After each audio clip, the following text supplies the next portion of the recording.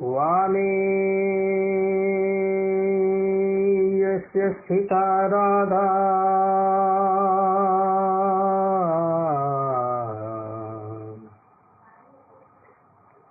श्रीश्च यस्यास्ति वक्षसि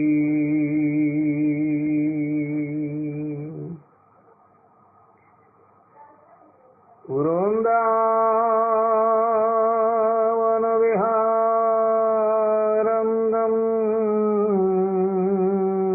श्रीकृष्णं हृदि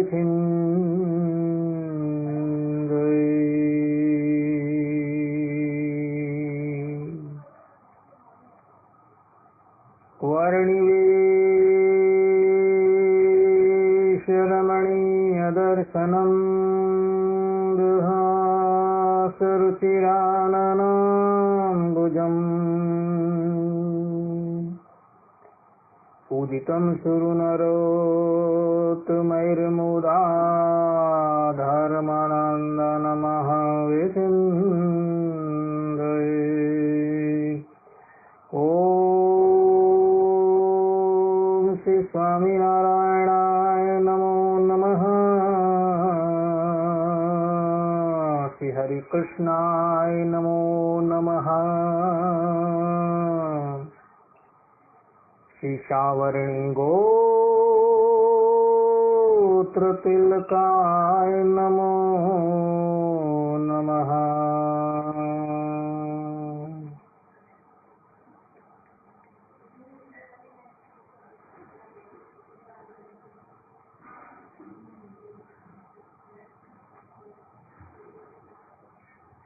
अस्मद्गुरु समारम्भां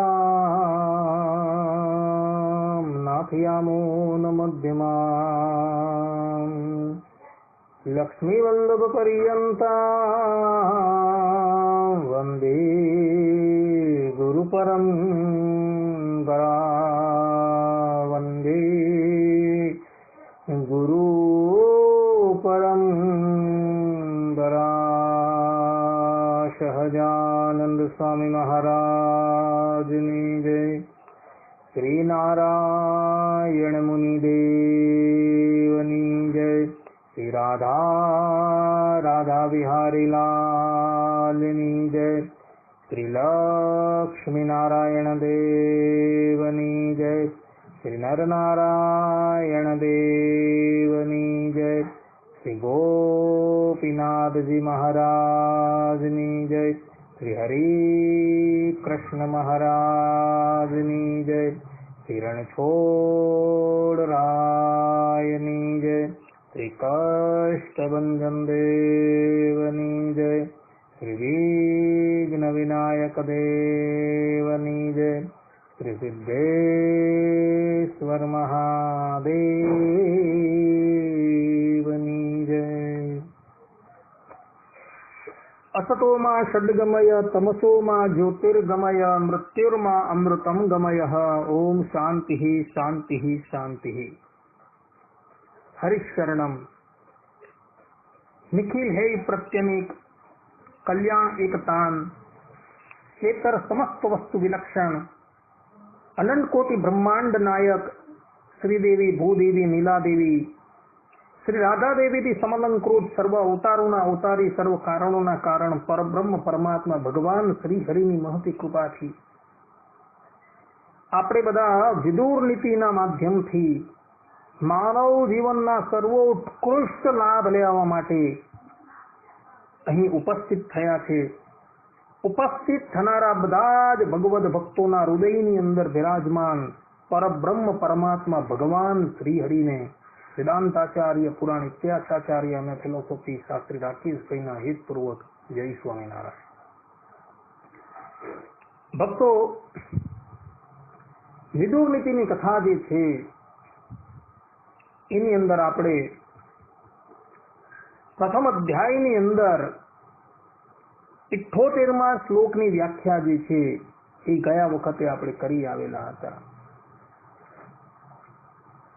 આ નીતિ જે છે એ સંપૂર્ણપણે ધર્મમય નીતિ છે અને આ નીતિ પ્રમાણે જે વ્યક્તિ પોતાનું જીવન વ્યતીત કરે છે તે ધર્મ અર્થ કામ અને મોક્ષ ચારેય પુરુષાર્થની સિદ્ધિ જે છે એ નિશ્ચિતપણે પામે છે એવું મહાપુરુષોનું કહેવું છે. ભારત વર્ષની અંદર અનેક નીતિ છે. એ બધી જ નીતિઓની અંદર સૌથી પ્રધાનપણે કોઈ નીતિ જો હોય તો આ વિદુરજીએ કહેલી નીતિ જે છે એ સર્વોત્કૃષ્ટ રૂપે બિરાજે છે. વિદુર નીતિના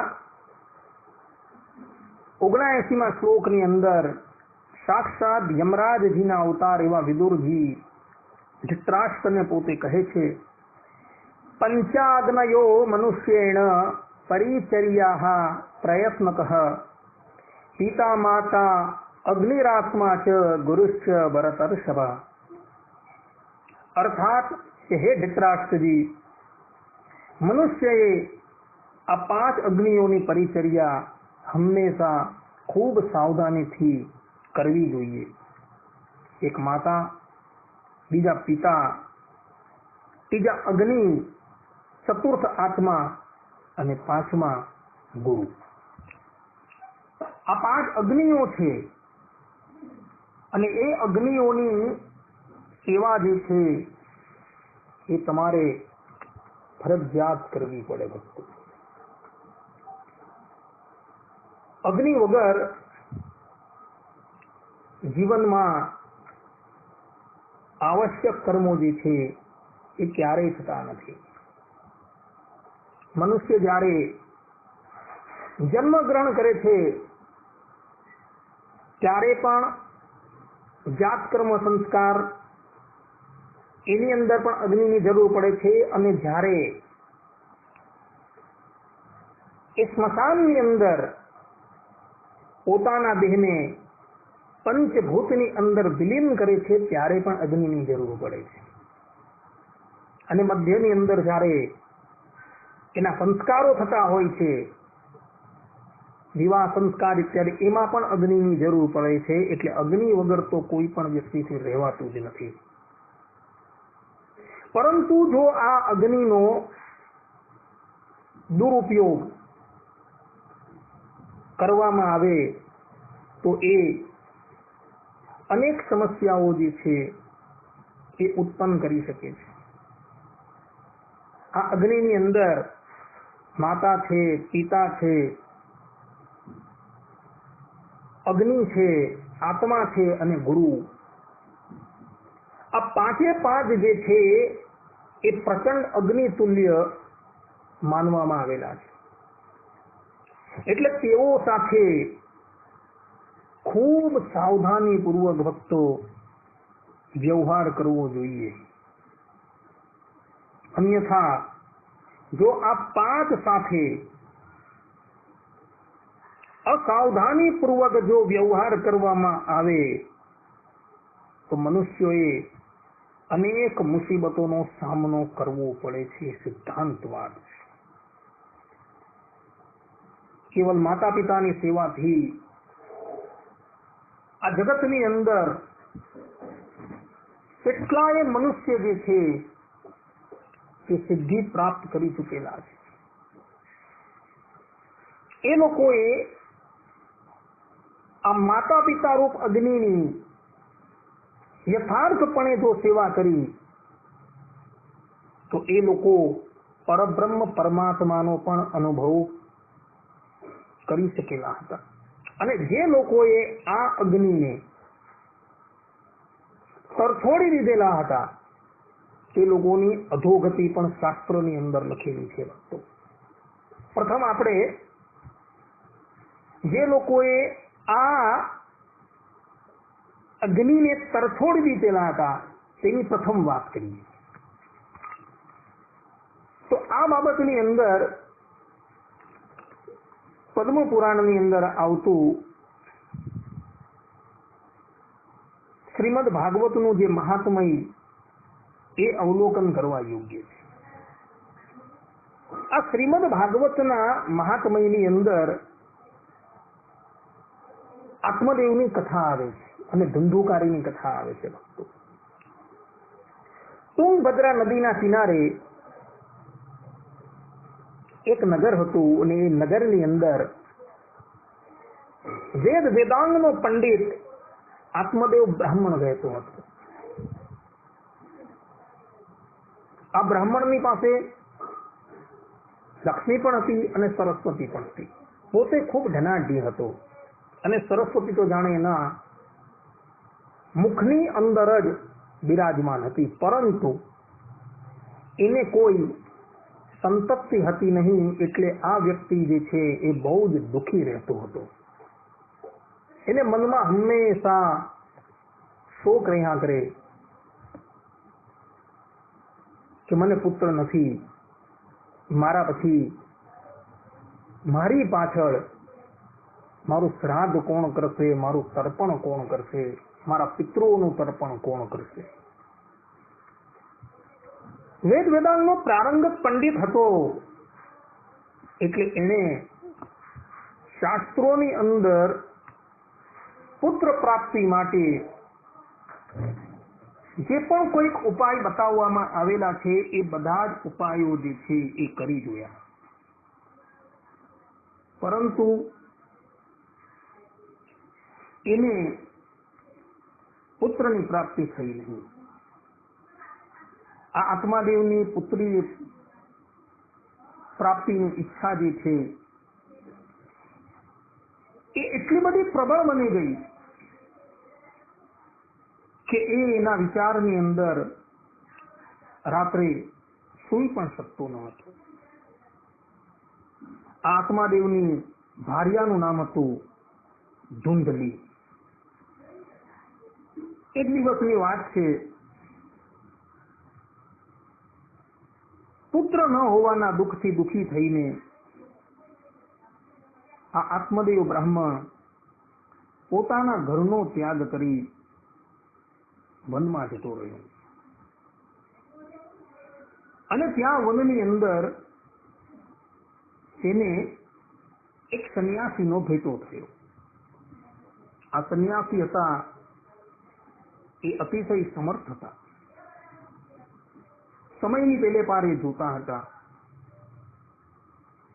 આત્મદેવ બ્રાહ્મણ વિનિત ભાવે સંન્યાસીના શરણમાં ગયો અને એના ચરણ જે છે એ એમણે પકડી લીધા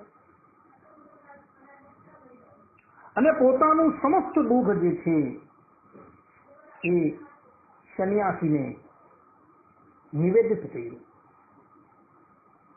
સંન્યાસીએ સમાધિ લગાવીને જોયું અને આત્મદેવને કહ્યું કે આત્મદેવ, તારા ઘરે પુત્ર નથી તો તું એમ સમજ કે ઈશ્વરે મને જે પણ કંઈક ધન આપેલું છે એ ધનનો સદુપયોગ કેવલ ને કેવલ મારા વરદ હસ્તે જ કરવાનું એમણે ધારેલું છે. 7 જન્મ સુધી તારા ભાગ્યની અંદર પુત્ર છે જ નહીં. સંન્યાસીની વાત સાંભળી આત્મદેવ બ્રાહ્મણ બોલ્યો કે આપ સમર્થ મહાત્મા છો, તમારી કૃપા હોય તો મને પુત્ર કેમ ન થાય, માટે કઈ કૃપા કરો. સંન્યાસીએ કહ્યું કે આત્મદેવ, તું પુત્રની વાત ભૂલી જા, તારા ભાગ્યની અંદર છે જ નહીં તો હું શું કરું. આત્મદેવે કહ્યું કે મહાત્મા, જો તમે મને પુત્ર પ્રાપ્તિ ન કરાવશો તો હું અહીં ને અહીં મારા દેહનો ત્યાગ કરી દઉં. સંન્યાસીએ વિચાર્યું, એક તો આ બ્રાહ્મણ છે, પાછો વેદ વેદાંતનો પંડિત છે, આચારથી પણ શુદ્ધ છે, અને એ જો મારી સન્મુખ જો દેહ ત્યાગ કરશે તો એના પ્રત્યાવાયથી મારે પણ ગ્રસ્ત થવું પડશે. એટલે સંન્યાસીએ વિચાર કરીને પોતાની જોડીમાંથી ભગવાનની પ્રસાદી રૂપ એક ફળ કાઢ્યું અને એ આત્મદેવના હાથની અંદર મૂક્યું અને આત્મદેવને કહ્યું કે બ્રાહ્મણ, આ ફળ જે છે એ તારી પત્નીને ભક્ષણ કરાવજે. ભગવાનની કૃપાથી તારા ઘરે એક અતિશય સુંદર અને સુશીલ પુત્ર જે છે એ પ્રગટ થશે. સંન્યાસીની વાત સાંભળી આત્મદેવ તો અતિશય પ્રસન્ન થઈ ગયો અને ફળ લઈને પોતાના ઘરે આવ્યો અને એ ફળ એણે પોતાની ભાર્યાના હસ્તની અંદર મૂક્યું અને કહ્યું કે તું આનું ભક્ષણ કર, જેથી કરીને તમે એક પુત્ર થશે. આટલું કહી આત્મદેવ પોતાના કાર્યની અંદર વ્યસ્ત થઈ ગયો. હવે આ જે ધુંધલી હતી આત્મદેવની પત્ની, એનો વિચાર જે છે એ બહુ દુષ્ટ હતો. એ રજોગુણ પ્રકૃતિની હતી. એ વિચારવા લાગી કે આ ફળ હું ભક્ષણ કરીશ તો મને ગર્ભ રહેશે અને એને લઈને મારું ઉદર જે છે એ ફૂલી જશે. પછી મારા ઘરના કાર્યો જે છે એ કરવાની અંદર મને મુશ્કેલી પડશે. વ્યવહારમાં જવાની પણ મને મુશ્કેલી પડશે. તો હું આ ફળ કેમ ખાઉં? અને ગર્ભના સમયે જે પીડા થાય છે એ પીડા તો અસહ્ય હોય છે. એને પોતાનો આ વિચાર જે છે એ પોતાના ઘરે આવેલી પોતાની બહેનને જણાવ્યું. હવે આ ધુંધલીની જે બહેન જે છે એ પણ ગર્ભવતી થઈ હતી. ત્યારે ધુંધલીએ કહ્યું કે બહેન, હું શું કરું? એની બહેન જે છે એ ધુંધલી કરતા પણ ઉપરની હતી. એને ધુંધલીને ધીરજ આપી અને કહ્યું કે બહેન, મારા ઉદરની અંદર જે બાળક છે એનો પ્રસવ થતા એ બાળક હું તને આપી દઈશ અને આ ફળ જે છે એ તું ગાયને ખવડાવી દે અને એના બદલાની અંદર તું મને થોડું ધન આપી દે અને આપણે એવી યુક્તિ કરીએ કે તારું ઉદર જે છે એ ફૂલેલું લાગે, જેથી કરીને આત્મદેવને આ બાબતની કોઈ પણ ખબર ન પડે. બંને જણાએ મનોમન નક્કી કરી દીધું. તેનું જે ફળ હતું એ ગાયને ખવડાવી દીધું. આ તરફ ધુંધલીએ પોતાના પતિ આત્મદેવને કહ્યું કે સ્વામી, મારા ગર્ભની અંદર બાળક આવેલું છે.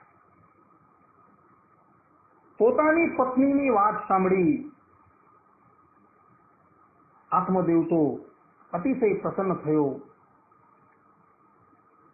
થોડા સમય પછી એની બહેન જે છે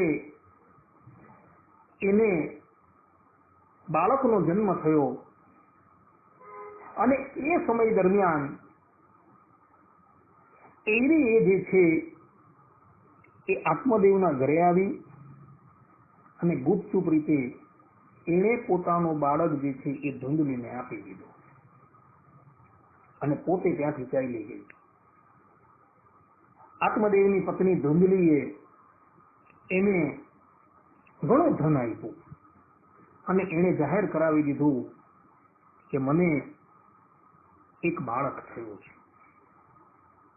આ તરફ જે સમયે આ ધૂંધલીએ બાળકને જન્મ આપ્યો તેવા જ સમયની અંદર જે સંન્યાસીએ આત્મદેવને ફળ આપેલું હતું, જે ફળ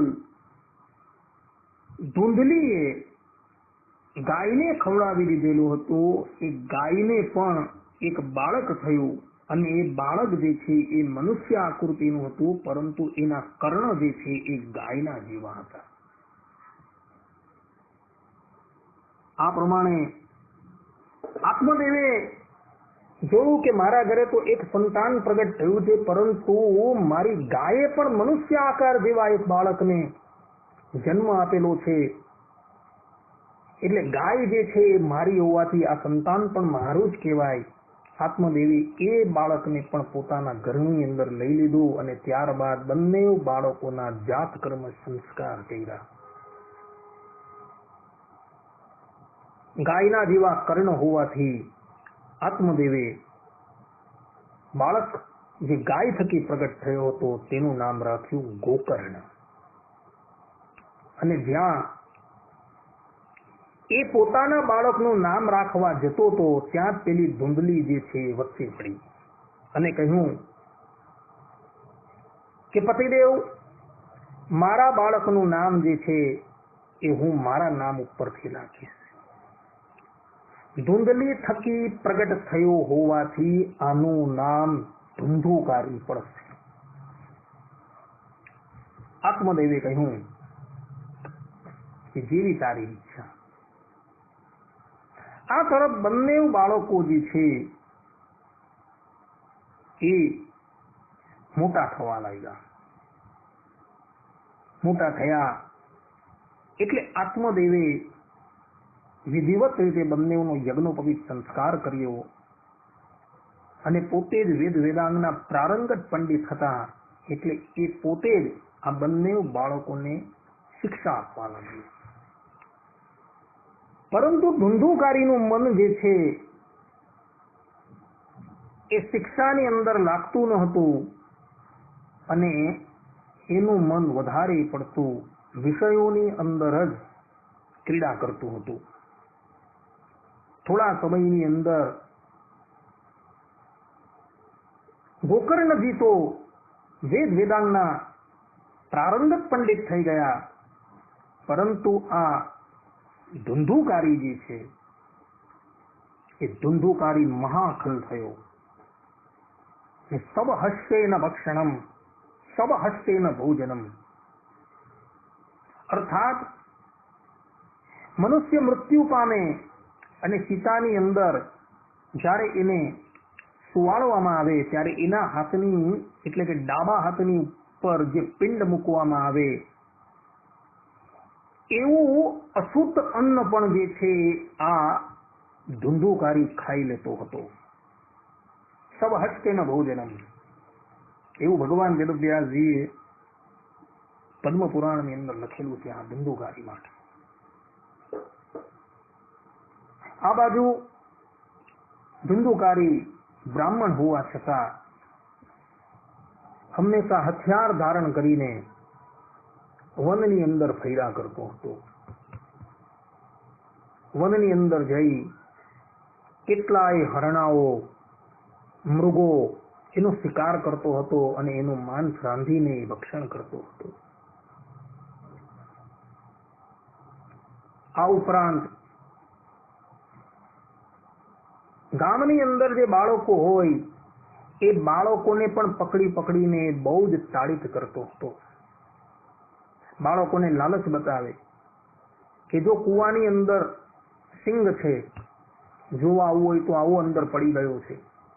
અને બાળકો જ્યારે એ કૂવાની અંદર સિંગ જોવા માટે જતા હતા ત્યારે એને પગ પકડીને કૂવામાં નાખી દેતો હતો. અને જ્યારે બાળકો કૂવાની અંદર કૂવાના પાણીની અંદર આમ તરફડિયા મારતા હોય એ જોઈને એને પોતાના હૃદયની અંદર આનંદ થતો હતો. હંમેશા પોતાના ગામની અંદર આવેલી એક વેશ્યાના ઘરની અંદર એ પડેલો અને પાથરેલો રહેતો હતો. પોતાના પિતાએ જે પણ કંઈક ધન ઉપાર્જિત કરેલું હતું ધીરે ધીરે ધીરે કરતા એ બધું ધન એને વેશ્યાના ચરણની અંદર ધરી દીધું. જ્યારે ઘરની અંદર ધન ખૂટી ગયું ત્યારે એ આત્મદેવને પણ તાડીત કરવા લાગ્યો કે ધન લાવો. આત્મદેવ કહે કે જેટલું ધન હતું એ બધું આપી દીધું, હવે તો ધન નથી. ત્યારે આ ધુંધુકારી જે છે એ આત્મદેવને મારવા લાગ્યો. જે પિતાએ એને પાલન પોષણ કરીને મોટો કરેલો હતો એ જ પિતાનું એ તાડન કરવા લાગ્યો અને એને લઈને આત્મદેવ જે છે એ મનોમન વિચારવા લાગ્યા કે આના કરતા તો પુત્રો ન હતું તે સારું હતું. ત્યારબાદ ગોકર્ણજી આત્મદેવની પાસે આવે છે અને કહે છે કે પિતાજી, હવે આ ઘર ગૃહસ્થની માયા તમે છોડો, તમારી પણ ઉંમર થઈ ગઈ છે, માટે હવે તમે વનની અંદર જાઓ અને ભગવાનનું ભજન કરો. હું પણ હવે અહીંથી તીર્થયાત્રા કરવા માટે જાઉં છું. ગોકર્ણજીનો ઉપદેશ જે છે એ આત્મદેવના હૃદયની અંદર સોંસરો ઉતરી ગયો અને એક દિવસ એમણે ઘરનો ત્યાગ કરી દીધો અને વનમાં ગયા અને વનની અંદર રહીને ભગવાનનું ભજન કરીને અંતે એને પરમાત્માના ચરણારવિંદની પ્રાપ્તિ કરી લીધી. આ તરફ આત્મદેવ જે છે એ ઘરમાંથી જતા રહ્યા એટલે આ ધુંધુકારી હવે તો સ્વચ્છંદ થઈ ગયો. હવે તો એને કોઈનો ડર ન રહ્યો. ઘરની અંદર 5 વેશ્યાઓને લાવીને એને મૂકી દીધી. એની માતા જે ધુંધલી હતી એ ધુંધલીને પણ બહુ તારીફ કરતો હતો અને કહેતો કે પૈસા લાવ. ધુંધલી કહેતી પૈસા તો બધા તે લઈ લીધા, હવે મારી પાસે શું રહ્યું છે? એમ કે નહીં, તે કશે પણ સંતાડી દીધા છે, પૈસા લાવ, એમ કહીને એ ધુંધલીને બહુ મારતો હતો. એક દિવસ એના મારથી કંટાળીને આ ધુંધલી જે છે એ પોતાના જ ઘરના એક કૂવાની અંદર પડી જાય છે અને એ આત્મહત્યા કરી લે છે. આ તરફ ધુંધલીના મૃત્યુથી પણ ધુંધુકારીની બુદ્ધિ એ યોગ્ય માર્ગ પર આવી નહીં. પોતાના ઘરની અંદર જ વેશ્યાઓને લાવીને એની સાથે એ કામાચારની અંદર પ્રવૃત્ત થઈ ગયો. પૈસાના ભાવની અંદર એ ચોરીઓ કરતો હતો, લૂંટફાટ કરતો હતો અને જે પણ કંઈક ધન હોય એ ધન લાવીને આ વેશ્યાઓના ચરણમાં નાખી દેતો હતો. એક દિવસની વાત છે, આ ધુંધુકારીએ અને એના સાથીઓએ એક રાજાનો ખજાનો જે છે એ લૂંટ્યો અને રાજાના ખજાનાથી એને ઘણા ધનની પ્રાપ્તિ થઈ. એ બધું જ ધન લાવીને એને વેશ્યાના ચરણની અંદર મૂકી દીધું. વેશ્યાઓ તો આટલું બધું ધન જોઈને આશ્ચર્યચકિત થઈ ગઈ અને પૂછ્યું કે આ બધું ધન તો ક્યાંથી લાવ્યો? ત્યારે એને બધી વાત કરી. આટલું કહીને ધુંધુકારી જે છે એ રાત્રિને વિશે શાંતિથી સૂઈ ગયો. પેલી 5 વેશ્યા મનોમન વિચારવા લાગી કે આણે રાજાનો ખજાનો લૂંટેલો છે. કાલે સવારે રાજાના માણસો અહીં આવશે તો આને તો પકડી જ જશે, પરંતુ આપણે પણ પકડી જશે ને આ બધું ધન જે છે એ પણ એ લોકો લઈ જશે. એના કરતા એક કામ કરીએ, આપણે આ ધુંધુકારી જે છે તેને જ મોતને ઘાટ ઉતારી દઈએ. આ પ્રમાણે મનોમન નક્કી કરી પાંચેય વેશ્યાઓએ પહેલા તો ધૂંધુકારીને પલંગથી બાંધ્યો. એ સૂતેલી મુદ્રાની અંદર જ એને પલંગથી બાંધી દીધો અને પછી એને ખૂબ તાડીદ કર્યો. એટલો બધો તાડીદ કર્યો છતાં પણ આ ધૂંધુકારીનું મૃત્યુ થયું નહીં. એટલે અંતે આ વેશ્યાઓએ ગરમ ગરમ જે કોયલા આવે એને હાથમાં જાયલા અને ધૂંધુકારીનું મુખ પોળું કર્યું અને એ કોલસા જે છે એના મુખની અંદર નાખી દીધા, જેથી કરીને એ ધૂંધુકારી જે છે એ મોતને ઘાટ ઉતરી ગયો. અને પાંચેય વેશ્યા જે છે એ ધૂંધુકારીના શબને એના જ ઘરની અંદર ખાડો ખોદીને અંદર દાટી દઈને બધું જ ધન લઈને ત્યાંથી ચાલી ગઈ. માતા પિતાની સેવા ન કરવાથી અને એને ખૂબ તાડીદ કરવાથી આ ધૂંધુકારી જે છે એનો બીજો જન્મ પ્રેતનો આવ્યો, અર્થાત કે પિશાચ થયો અને પોતાના ઘરની અંદર જ એ રહેવા લાગ્યો. જે પણ કોઈક વ્યક્તિ આ ઘરની અંદર આવે તેને એ હેરાન કરતો હતો. એટલી બધી ભયાનક યાતના એ ભોગવવા લાગ્યો કે આ પ્રેતના દેહની અંદર એને એક ક્ષણ માટે પણ શાંતિ મળતી ન હતી. આ પ્રમાણે માતા પિતાની સેવા ન કરવાથી, એમને તાડીત કરવાથી ધૂંધુકારી જે છે એ બીજા જન્મની અંદર પ્રેત થયો હતો. માટે માતા પિતા જે છે એ અગ્નિ તુલ્ય છે ભક્તો.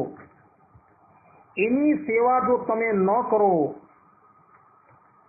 તો તમારે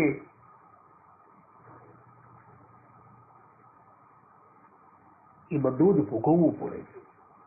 શ્રીમદ ભાગવતની અંદર 6th સ્કંદની અંદર 7મા અધ્યાયના 28મા શ્લોકની અંદર કહ્યું છે, પુત્રાણામ હિ પરો ધર્મઃ પિતૃ શુશ્રૂષણમ સતામ. અર્થાત કે માતા પિતાની સેવા કરવી એ જ સતપુત્રનો ધર્મ છે. ભક્તો, ભગવાન સ્વામિનારાયણ પણ શિક્ષાપત્રીની અંદર 139મા શ્લોકની અંદર કહે છે, યાવત જીવમ ચ શુશ્રૂષા કાર્ય માતુઃ પિતુર્ગુરુઃ. અર્થાત કે અમારા આશ્રિતોએ માતા પિતા અને ગુરુની સેવા જીવન પર્યંત કરવી. સંન્યાસીઓ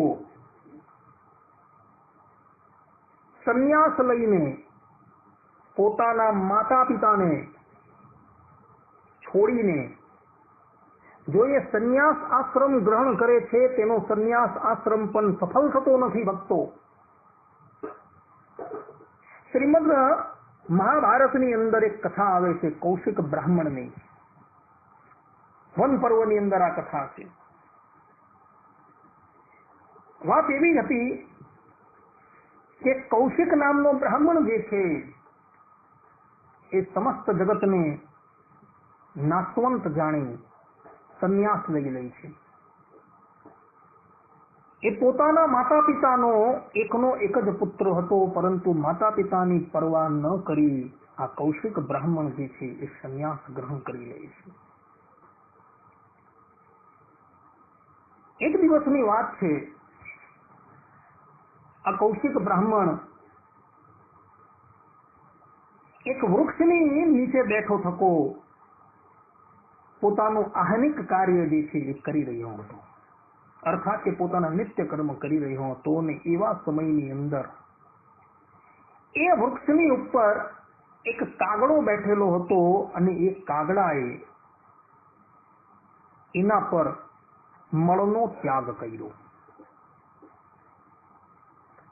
કૌશિકે જોયું કે મારા પર કોઈએ મળનો ત્યાગ કરેલો છે, એટલે એણે પોતાની ક્રોધ ભરી દ્રષ્ટિ વૃક્ષની ઉપર રહેલા કાગડાની ઉપર કરી અને જ્યાં એની દ્રષ્ટિ પડી ત્યાં કાગડો જે છે એ બળીને ભસ્મ થઈ ગયો.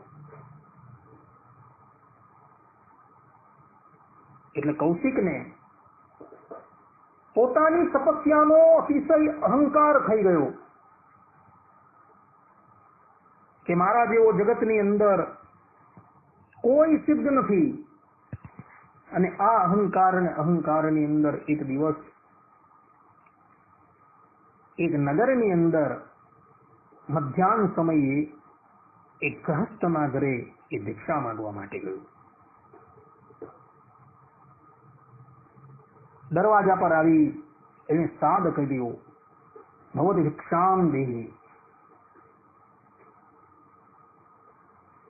હવે આ ગૃહસ્થના ઘરની અંદર એક પતિવ્રતા સ્ત્રી રહેતી હતી. સંન્યાસીનો સાદ સાંભળો એટલે એ ભિક્ષાનું પાત્ર લઈને જેવી એ સંન્યાસીને ભિક્ષા આપવા જતી હતી તેવા જ સમયની અંદર આ પતિવ્રતા સ્ત્રીનો પતિ જે છે એ પરદેશથી આવ્યો. એટલે એણે ભિક્ષાનું પાત્ર એક બાજુ મૂકી દીધું અને એ પોતાના પતિની સેવા શુશ્રૂષાની અંદર લાગી ગઈ.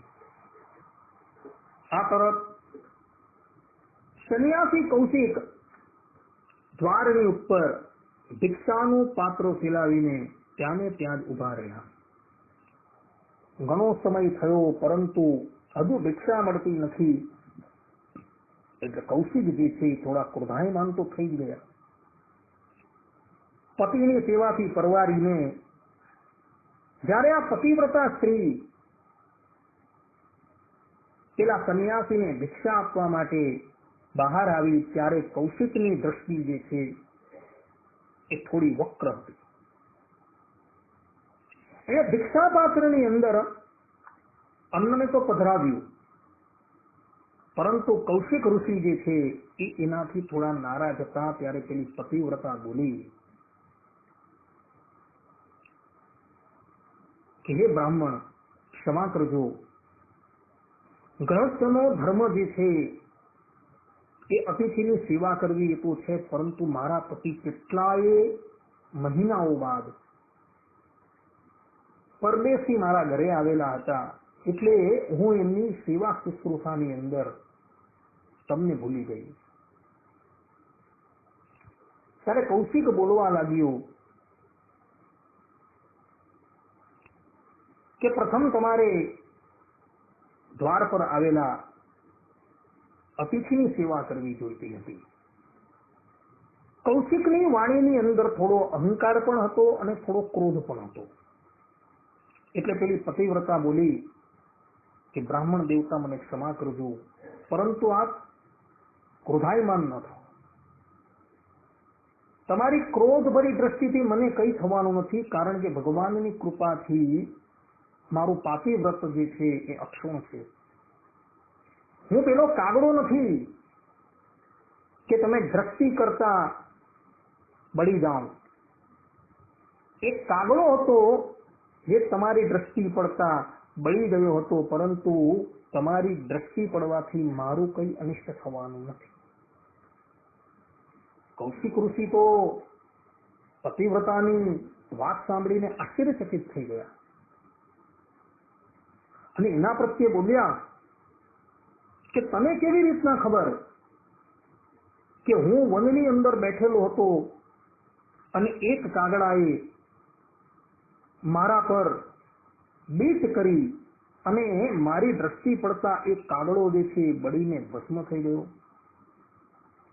ત્યારે પતિવ્રતાએ કહ્યું કે બ્રાહ્મણ દેવ, હું મારા પાતિવ્રત્ય ધર્મને લઈને દરેક વ્યક્તિનું ભૂત ભવિષ્ય અને વર્તમાન જે છે એ જાણી શકું છું. કૌશિક તો એની વાતથી અતિશય પ્રભાવિત થઈ ગયો અને પતિવ્રતાને કહ્યું કે માતે મારા અપરાધને ક્ષમા કરો અને મને ધર્મનો ઉપદેશ આપો. ત્યારે પતિવ્રતાએ કહ્યું કે બ્રાહ્મણ દેવતા, ધર્મનું સૂક્ષ્મ તત્વ તો જે છે એ મને વિદિત છે, પરંતુ હું તમને ઉપદેશ ના આપીશ. તમે મિથિલા નગરીની અંદર રહેતા ધર્મવ્યાધ નામના એક ભગવાનના ભક્તની પાસે જાઓ. એ તમને ધર્મના સૂક્ષ્મ રહસ્યનો ઉપદેશ આપશે. પતિવ્રતાની વાત સાંભળી કૌશિક બ્રાહ્મણ જે છે એ ચાલતા ચાલતા ઘણા મહિનાઓ બાદ મિથિલા નગરી આવ્યા. મિથિલા નગરી રાજા જનકની નગરી છે. લાખો એ માણસ ત્યાં રહેતા હતા. ત્યાં આટલી બધી મોટી નગરીની અંદર કૌશિક બ્રાહ્મણ આ ધર્મવ્યાધને ઓળખી કેવી રીતના શકે? એટલે આવતા જતા વટે માર્ગોને એને પૂછ્યું કે ભાઈ ધર્મવ્યાધ નામના વ્યક્તિ ક્યાં રહે છે?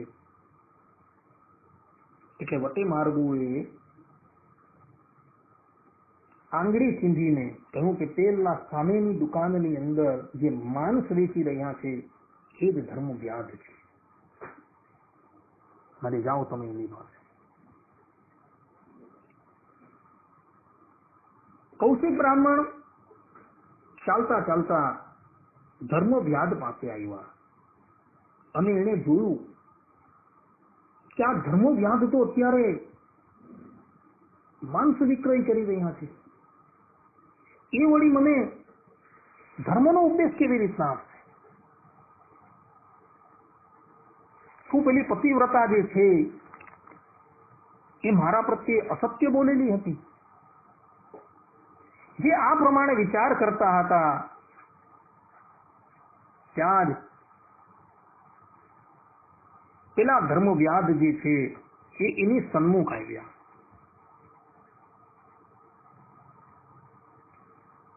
અને કૌશિકના ચરણમાં પડ્યા અને કહ્યું કે તમને પેલી પતિવ્રતાએ મોકલેલા છે ને?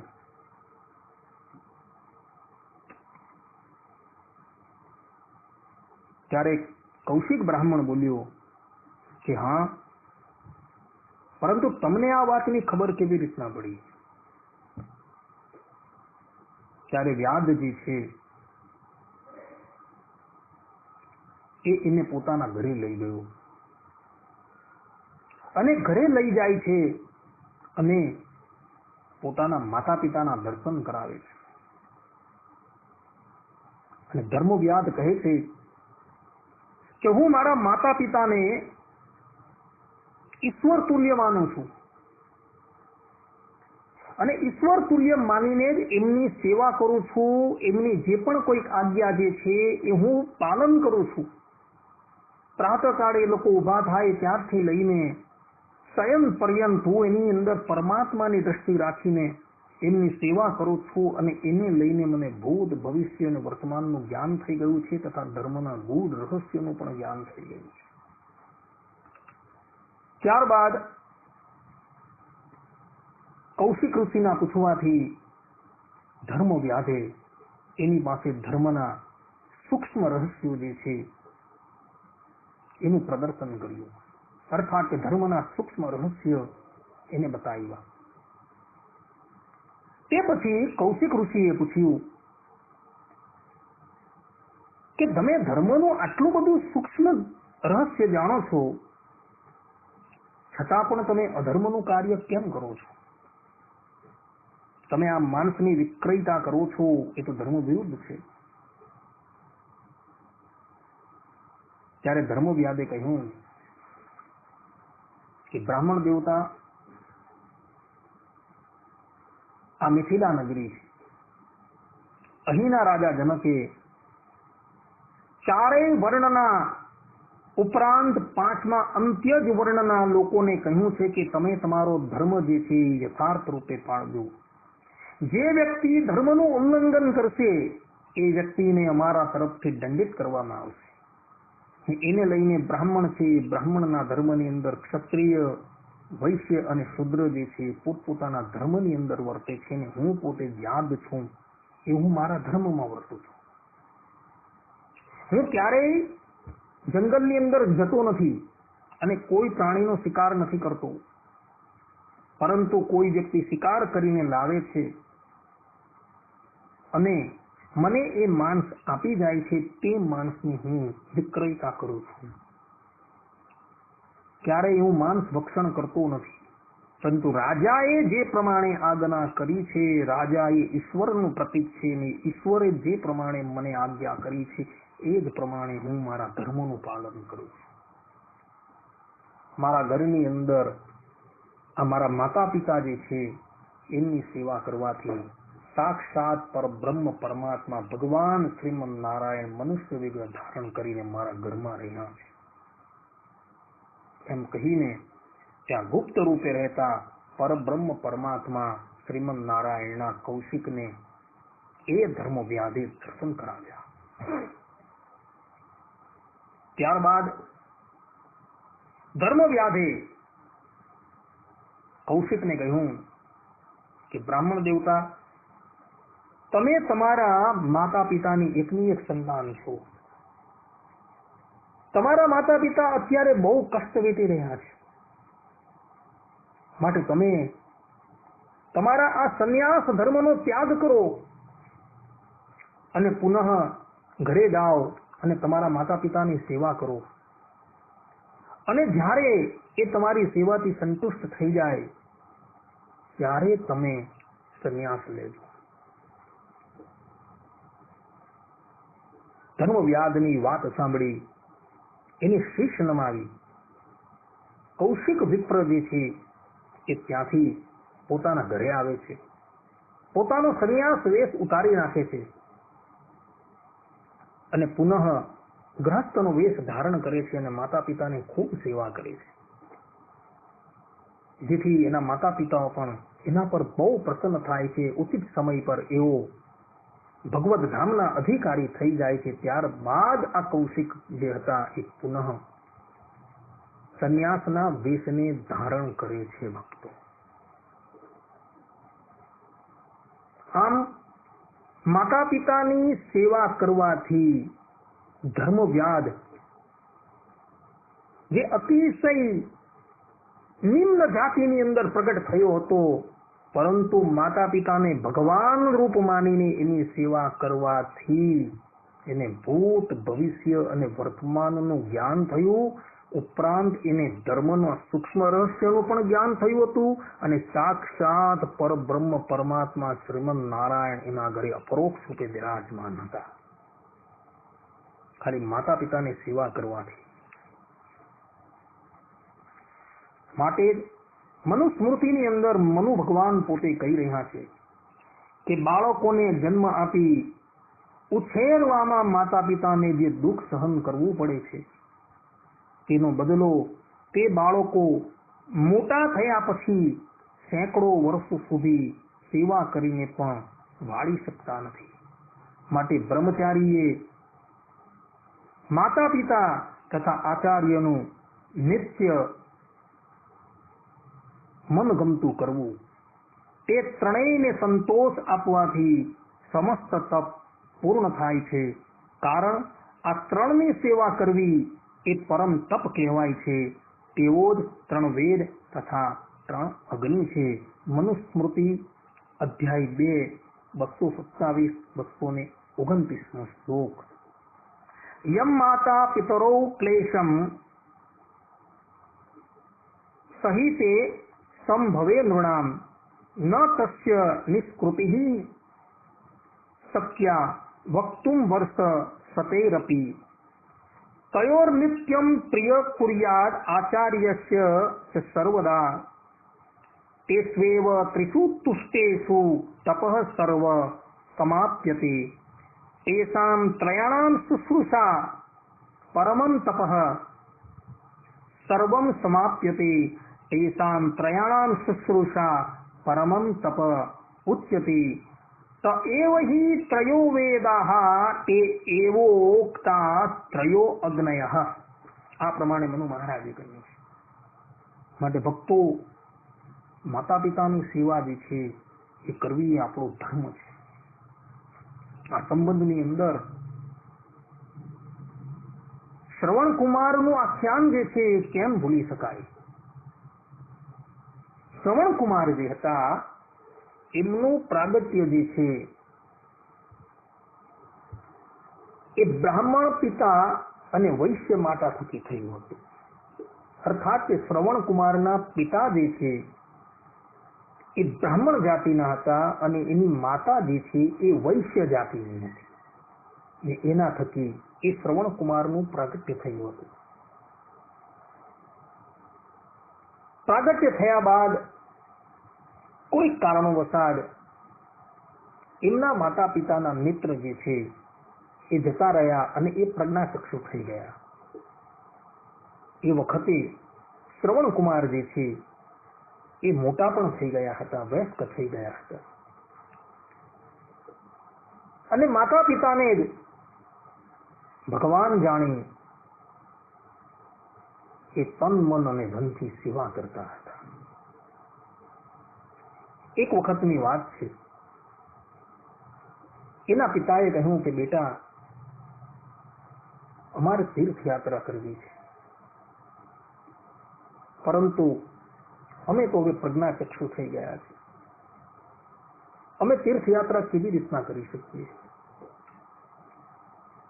ત્યારે શ્રવણ કુમારે કહ્યું કે પિતાજી તમે ચિંતા ન કરો, હું કાવડની વ્યવસ્થા કરું છું અને તમને ઉચકીને એક એક તીર્થોની અંદર હું તમને ભગવાનના દર્શન કરાવીશ.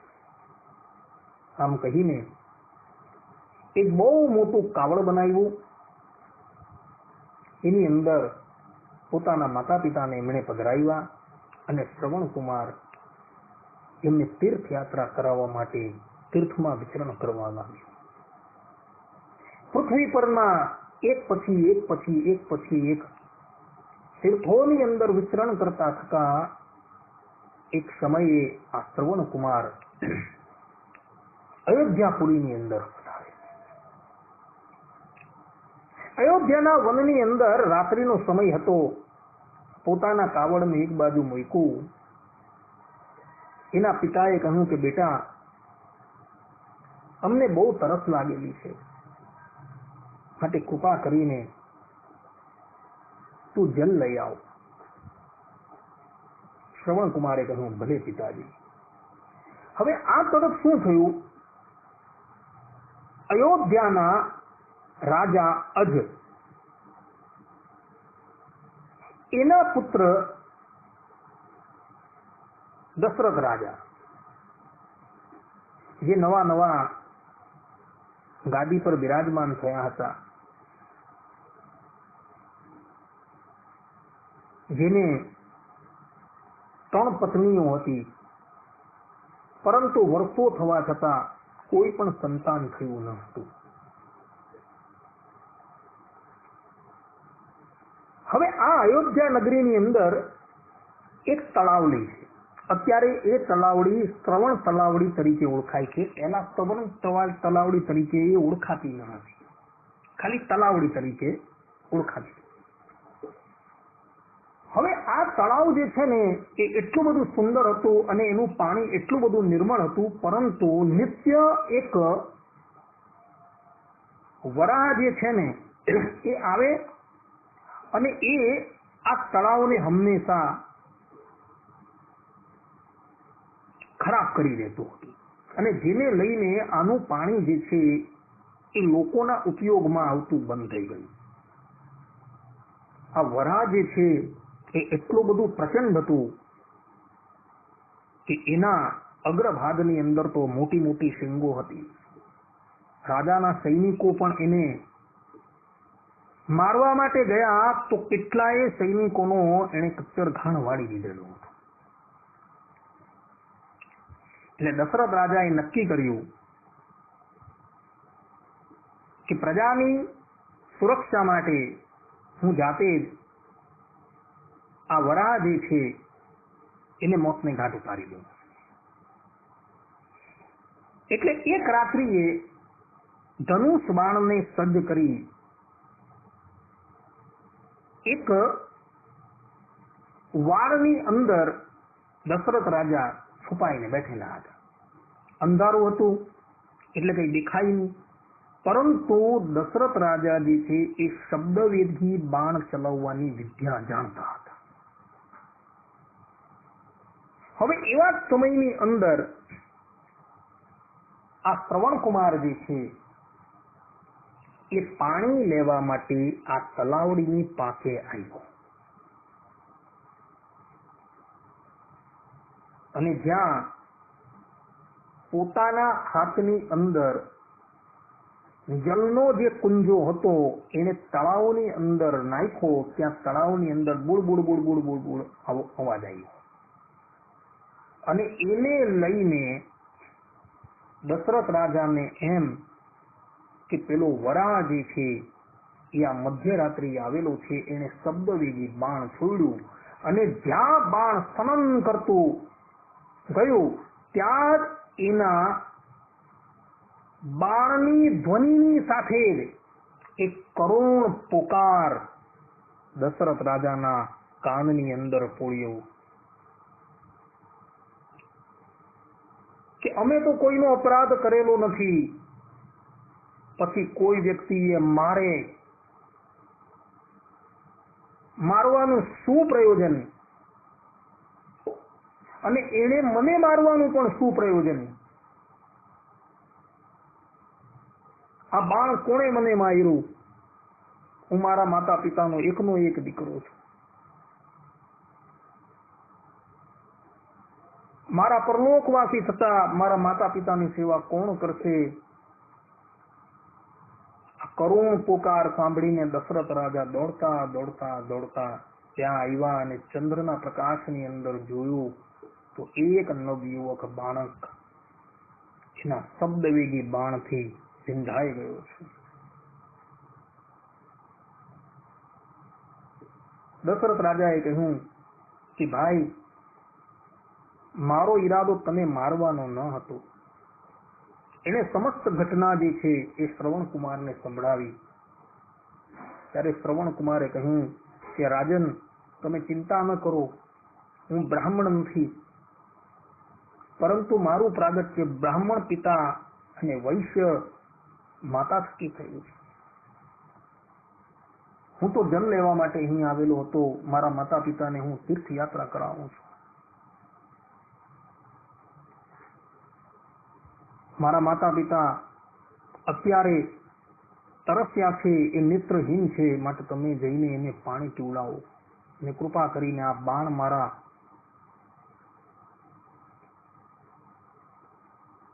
શરીરમાંથી તમે કાઢી નાખો. દશરથ રાજાએ બાણ કાઢી નાખ્યું. શ્રવણકુમારને બહુ પીડા થઈ.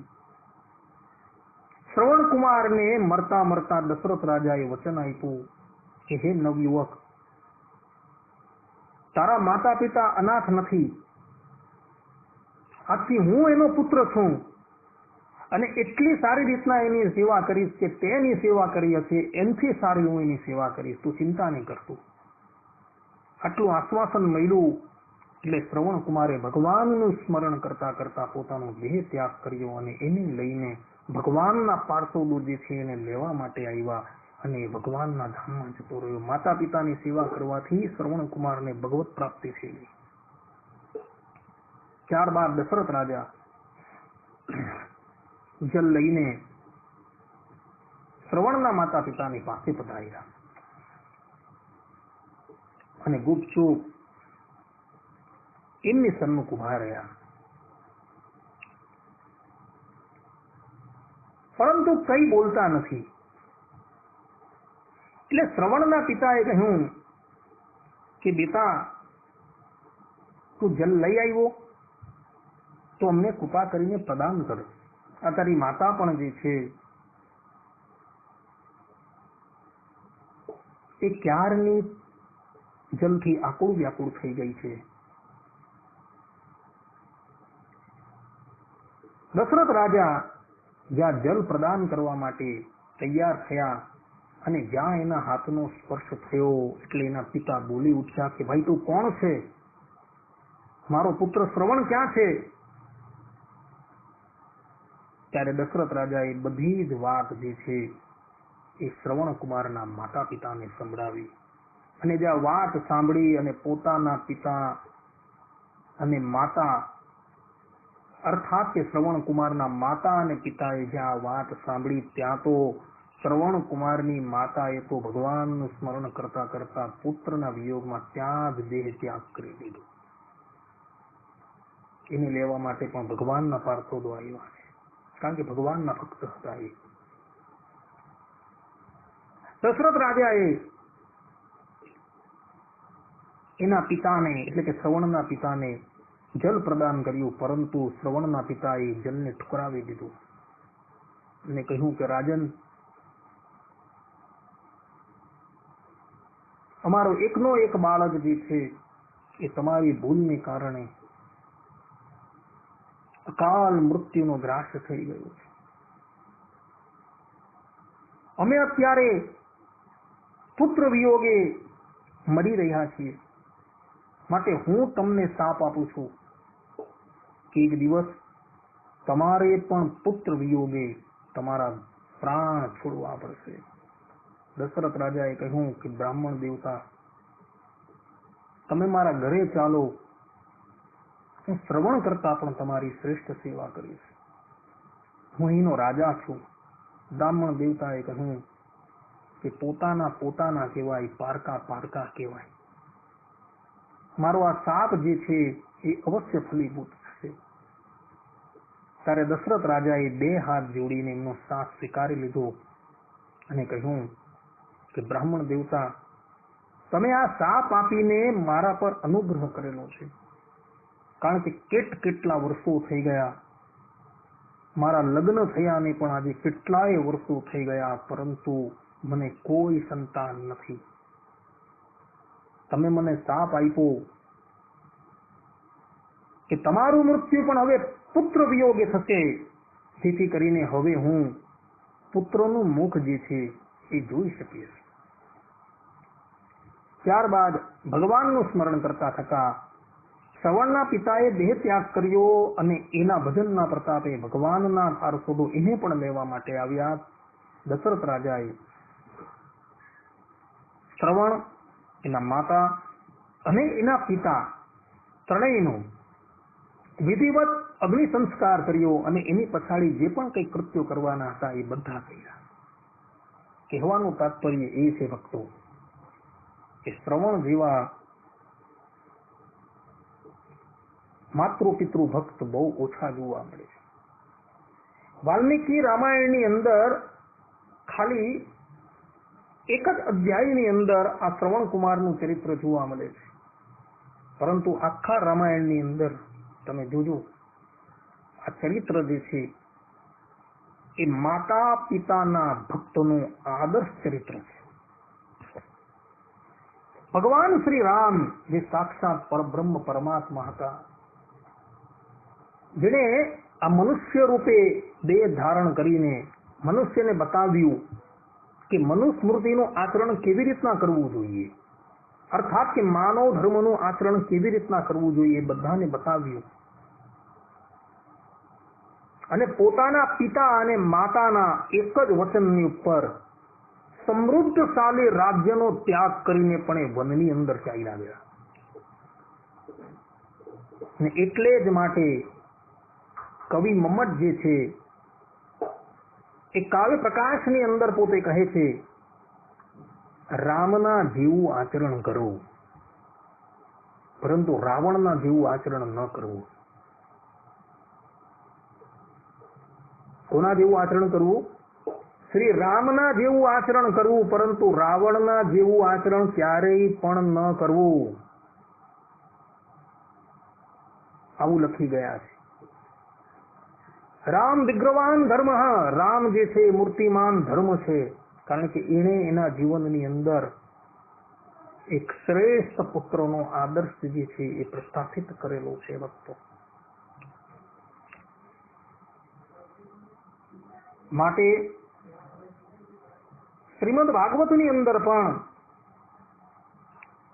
અધ્યાય 10 45મા શ્લોકની અંદર સ્કંદ 10 45મા અધ્યાયના 5 થી 7મા શ્લોકની અંદર ભગવાન શ્રી કૃષ્ણ પોતાના સ્વમુખે માતા પિતાનો મહિમા બતાવતા પોતે કહે છે કે જેમનાથી સર્વ પુરુષાર્થને આપનારું આ શરીર ઉત્પન્ન થાય છે અને પોસાય છે, તે માતા પિતાનો બદલો મનુષ્ય સેંકડો વર્ષોના આયુષ્યથી પણ વાળી શકતો નથી.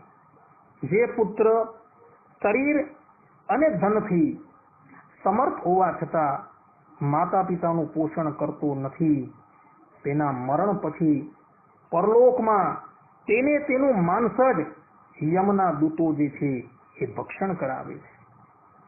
જે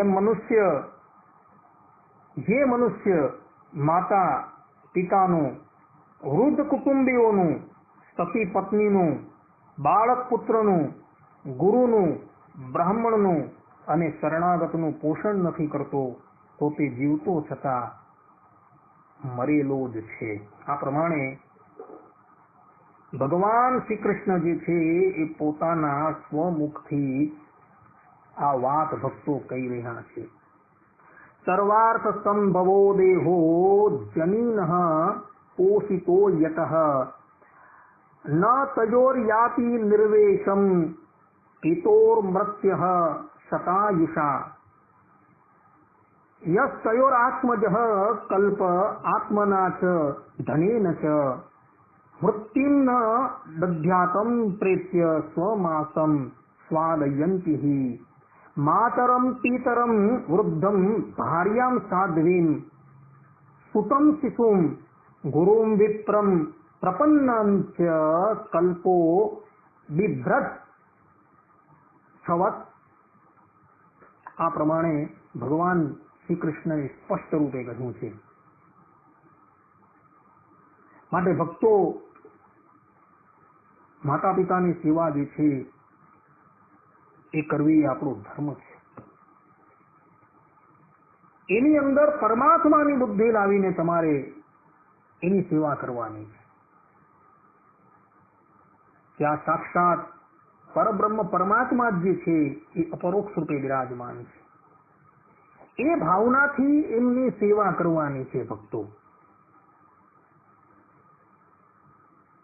તો જીવાત્મા જે છે એ યોગ સાધ્યા વગર પણ સિદ્ધિને પ્રાપ્ત કરી લે છે. એને સાક્ષાત પરબ્રહ્મ પરમાત્મા શ્રીમદ નારાયણના દર્શન પણ એને માતા પિતાની સેવાથી જ થઈ જાય છે ભક્તો. ભગવાન સ્વામિનારાયણ જે આ લોકની અંદર મનુષ્ય રૂપે પ્રગટ થયા હતા, તેમણે પણ પોતાના માતા પિતા ધર્મદેવ અને ભક્તિ માટેની પરિપૂર્ણ રૂપે સેવા કરી છે. અને જ્યારે એમને સદગતિ આપી ત્યારબાદ જ એવો ગ્રહ ત્યાગ કરીને વનની અંદર તીર્થોની અંદર વિચરણ કરવા માટે પધારેલા છે. સત્સંગી જીવન પ્રથમ પ્રકરણ જે છે એ વાંચો, જેમાં ભગવાને માતા ભક્તિ અને પિતા ધર્મદેવની સેવા કરેલી છે તેની સતાનંદ સ્વામીએ નોંધ લીધેલી છે. માટે ભક્તો માતા પિતા જે છે એ ક્યારેય ઉપેક્ષા કરવા યોગ્ય નથી. સંન્યાસી જે છે, શાસ્ત્રો કહે છે કે સંન્યાસી સંન્યાસનો ધર્મને પાળતો હોય, જેણે પોતાના બધા જ કુટુંબીઓને મનથી બાળીને ભસ્મ કરી દીધેલા છે. પરંતુ શાસ્ત્રો કહે છે, મહાભારત કહે છે કે કદાચ એની માતા એની સન્મુખ આવીને ઉપસ્થિત થઈ જાય ને તો એને પણ એના ચરણની અંદર વંદન કરવાના છે. શાસ્ત્રોમાં કહ્યું છે કે વેદ ભણાવનારા આચાર્ય કરતા 100 ગણો મહિમા જે છે એ જન્મ આપનારા પિતાનો છે, અને એના કરતા પણ અનેક ગણો મહિમા એ માતાનો છે. સંન્યાસીએ પણ પોતાની માતા સન્મુખ દેખાય તો એને દંડ નીચે મૂકીને એને દંડવત પ્રણામ કરવાના છે ને આ વાત જે છે એ પ્રત્યક્ષ પ્રમાણથી પણ સિદ્ધ થઈ ગયેલી છે. ભગવાન કૃષ્ણ દ્વૈપાયન સત્યવતીના બોલાવવાથી એમના મહેલમાં આવેલા હતા અને માતાને મનોમન દંડવત કરેલા હતા. એમને ભગવાન કૃષ્ણ દ્વૈપાયન પ્રથમ બ્રહ્મચર્ય આશ્રમની અંદર હતા. સંસારનો ત્યાગ એમણે કરી લીધેલો હતો. છતાં પણ માતાના બોલાવવાથી એ હસ્તિનાપુર આવે છે ત્યારે મનોમન એમને વંદન કરે છે અને પછી પ્રત્યક્ષ રૂપે એને વંદન કરે. આચાર્ય શંકર જે આજે શંકરાચાર્યજીના નામથી ઓળખાય છે, જેઓએ ફક્ત 5 વર્ષની ઉંમરે સંન્યાસ ગ્રહણ કરી લીધેલો હતો. 5 વર્ષના છોકરાને કોઈ પણ જાતનું ભાન હોતું નથી, પરંતુ શંકરમ શંકરાચાર્ય કેશવમ બાદરાયણ સૂત્રભાષ્યમ કૃતમ વંદે ભગવતઃ પરઃ પરઃ. તે શંકર કોણ છે? તો એ સાક્ષાત શંકરાચાર્ય છે. 5 વર્ષની ઉંમરની અંદર જયારે એ બાળકે જોયું કે ભારત ભૂમિ જે છે એ આજે બુદ્ધોના જ્ઞાનથી હાવી થઈ ગયેલી છે, એ વ્યક્તિએ સંન્યાસ ધારણ કરી લીધો છે, પરંતુ જતા જતા પોતાની માતાને કહેતા ગયા કે જયારે અંતકાળ તમારો આવશે ત્યારે તમે મને યાદ કરજો. અમે ગમે એટલા દૂર હશું, પરંતુ તમે અમને પોતાની સન્મુખ જ કામ કરશો. આટલું કહી બાળક શંકર ચાલ્યા ગયા હતા. ઘણો વર્ષો પછી એમની માતાનો અંતકાળ આવ્યો અને એમણે શંકરાચાર્યજીને યાદ કર્યા ત્યારે આકાશ માર્ગે સંન્યાસી શંકરાચાર્યજી પોતાની માતાની પાસે પધારેલા છે. એ જમાનાની અંદર રૂઢિચુસ્તતા બહુ હતી. એક વખત સંન્યાસી પોતાના ઘરનો ત્યાગ કરીને જતા રહી, અર્થાત કે સંન્યાસ લઈને કોઈ પણ વ્યક્તિ ઘરની બહાર જતા રહી પછી એને ગામની અંદર પણ આવવાનો અધિકાર નથી હોતો. સત્સંગી જીવનની અંદર પણ સંન્યાસના ધર્મની અંદર આ વાત લખી છે, સાધુના ધર્મની અંદર પણ આ વાત લખેલી છે. પરંતુ આ શંકરાચાર્ય છે, તેજી યસાન દોષાય વહને સર્વભુજયતા. તેજસ્વી પુરુષોને આ બાબતનો દોષ નથી હોતો. શંકરાચાર્યજી માતાના બોલાવવાથી ત્યાં આવ્યા છે. માતાએ જોયું કે મારો દીકરો આવી ગયો છે. માતાને કહ્યું, માતા તમારે ક્યાં જવું છે? ત્યારે એની માતા કહે છે કે કયા લોકની અંદર સુખ વધારે છે ને ક્યાં જવાથી મનુષ્ય આ મનુષ્ય લોકની અંદર પાછું નથી આવતું. ત્યારે ભગવાન શંકરે કહ્યું કે વૈકુંઠ ધામ જે કહેવામાં આવે છે એ વૈકુંઠ ધામની અંદર ગયેલો વ્યક્તિ યદ ગત્વા ન નિવર્તન્તે તદ્ધામ પરમમ મમ, એ ધામની અંદર ગયેલો વ્યક્તિ આ સંસારની અંદર પાછો નથી આવતો. ત્યારે એની માતાએ કહ્યું કે મારે તો એ જ ધામની અંદર જવું છે.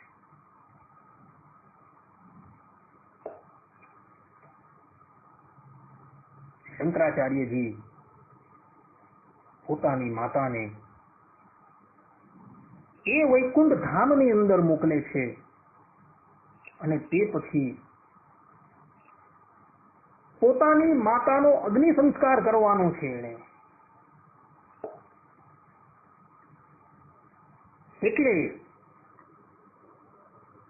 આચાર્ય શંકર ગામની અંદર રહેલા જે બ્રાહ્મણો જે છે એને કહે છે કે ભાઈ હું સંન્યાસી છું, અગ્નિનો સ્પર્શ હું કરી શકતો નથી, માટે તમે તમારા ઘરમાંથી અગ્નિ લાવો અને મને અર્પણ કરો. મારી માતાનો અંતિમ સંસ્કાર કરવો છે એટલે મને થોડા લાકડા આપો. પરંતુ એ જમાનાના રૂઢિચુસ્ત લોકોએ જોયું કે આ તો એક સંન્યાસી છે અને સંન્યાસીને અગ્નિ તો નિષેધ હોય છે. એની માતાના અંતિમ સંસ્કાર પણ જે છે એનાથી થાય નહીં, કારણ કે સંન્યાસનો ધર્મ છે આવ્યો. એટલે એ લોકોએ અંતિમ ક્રિયા કરવા માટે ન તો લાકડા આપ્યા કે ન તો અગ્નિ આપ્યો. એટલે આચાર્ય શંકર જે છે એ પોતાની જાતે જંગલોમાંથી જઈને લાકડા વીણી લાવે છે. એની મોટી ચિઠા જે છે એ ખડકે છે પોતાના ઘરની અંદર જ, અને સૂર્યદેવની સામું જુએ છે. અને પોતે અતિશય સિદ્ધ હતા, સમર્થ હતા, એટલે સૂર્યની સામું દ્રષ્ટિ કરે છે કે સૂર્ય ભગવાનના કિરણોમાંથી એક કિરણ જે છે એ આચાર્ય શંકરના હાથની અંદર પડે છે. આચાર્ય શંકર એ કિરણ જે છે અર્થાત કે હાથમાં પડેલી જે કિરણ છે એને સીધી ચિતાની અંદર મોકલે છે, અને એમની માતાનું શબ જે છે એ પંચભૂતને આધીન થાય છે. ત્યારબાદ આચાર્ય શંકર જતા જતા એ ગામની અંદર રહેલા, અર્થાત કે પોતાએ જે ગામની અંદર પ્રગટ થયા હતા એ ગામના લોકોને શાપ આપતા જાય છે કે આજે જે પ્રમાણે મારી માતાને તમે લોકોએ અગ્નિ સંસ્કાર કરવા માટે લાકડા નથી આપ્યા, અગ્નિ નથી આપ્યો, તથા એમનું સબનું ધોવન કરવા માટે પણ તમે કોઈ તૈયાર ન થતા, એટલે આજે હું તમને શાપ આપું છું કે આજથી તમારા આ ગામની અંદર કોઈ પણ વ્યક્તિની નનામી નીકળશે નહીં. તમારા લોકોએ પણ તમારા ઘરમાં મૃત પામેલી વ્યક્તિનો અગ્નિદાહ કરવો હોય તો તમારે તમારા ઘરની અંદર જ કરવો પડશે, બીજે કશે ન હશે. આ વાત શંકર દિગ્વિજયની અંદર ભક્તો લખેલી છે, અને મહાપુરુષો પણ આ કહે છે. આટલો સાપ આપીને આચાર્ય શંકર જે છે એ ત્યાંથી ચાલ્યા ગયા. આજે પણ કહેવાય છે કે એ ગામની અંદર કોઈ પણ વ્યક્તિ પોતાના ઘરે મૃત પામેલા વ્યક્તિની નનામી અર્થાત કે અર્થી જે છે એ કાઢતા નથી, અને પોતાના ઘરની અંદર જ વાળાની અંદર કોઈ પણ વ્યક્તિ મૃત્યુ પામે તેનો અગ્નિ સંસ્કાર ત્યાં જ કરે છે. આટલા બધા માતૃભક્ત હતા શંકર કે સંન્યાસાશ્રમમાં હોવા છતાં પણ પોતાની માતાને આપેલું વચન જે છે એ પાળવા માટે પુનઃ પોતાના ઘરે આવેલા હતા. એટલે ભક્તો સંન્યાસ લેવા છતાં પણ સંન્યાસી માટે માતા જે છે એ આદરણીય છે. ભક્તો એ ઉપેક્ષા કરવા યોગ્ય નથી. સ્કંદ પુરાણની અંદર સ્પષ્ટ રૂપે સ્કંદ પોતે કહે છે કે માતા પિતા અને ગુરુની સેવા પ્રતિદિન શ્રદ્ધાથી કરવી. જે મનુષ્ય યથાશક્તિ સેવા નહીં કરે તો તે રૌરવ નરકની અંદર જાય છે. આ વાત લખેલી છે સ્કંદ પુરાણની અંદર. ભક્તો પુત્રો ગુરાશ્ચ શુશ્રૂષા કર્તવ્યા શ્રદ્ધયા અન્વહમ યથાશક્તિ નતામ કુર્યાદ યહ સ યાસ્યતિ રૌરવમ.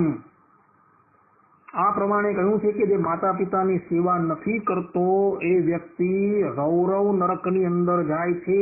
28 પ્રકારના મુખ્ય નરક છે. આમ તો જોવા જાય તો હજાર નરકો છે, પરંતુ એ 28 પ્રકારના પ્રધાન નરકોની અંદર સૌથી દારૂણમાં દારૂણ કોઈ નરક હોય તો એ છે રૌરવ નરક.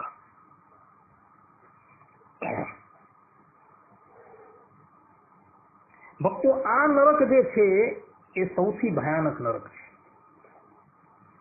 તો માતા પિતાની સેવા જે વ્યક્તિ નથી કરતો એ વ્યક્તિ આ નરક ની અંદર જાય છે, અર્થાત કે રૌરવ નરક જેવા ભયાનક નરકની અંદર જાય છે. માટે ભક્તો માતા પિતાની સેવા જે છે એ ભગવત બુદ્ધિથી કરજો, એ સિદ્ધાંત વાત છે. માતા પિતાની સેવાથી પ્રસન્ન થઈને એવા એ ભગવત ભક્તોને સાક્ષાત પરબ્રહ્મ પરમાત્મા દર્શન આપવા માટે પણ આવેલા હતા. ભક્તો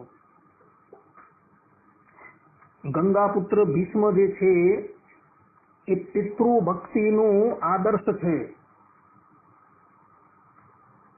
કે પોતાની જ ઉંમરની એક કન્યા, એ કન્યાની ઉપર પોતાના પિતા સંતનોનું મન આવી ગયું અને જ્યારે એ કન્યાના પિતાએ એવી શરત કરી કે મારી કન્યા થકી પ્રગટ થતો બાળક જે છે એ હસ્તિનાપુરનો અધિકારી બને, રાજા બને, તો જ હું મારી કન્યાના લગ્ન તમારી સાથે કરાવવા માટે તૈયાર છું.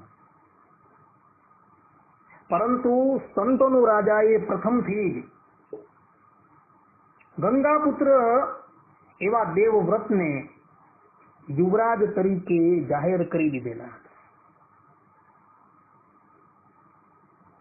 એટલે એમણે એ શરત અમાન્ય કરી. જેનું મન એટલે કે સંતોનું મન જે કન્યાની ઉપર આવી ગયું હતું તે વખતે એ કન્યાની ઉંમર પણ ગંગાપુત્ર ભીષ્મ જેટલી હતી.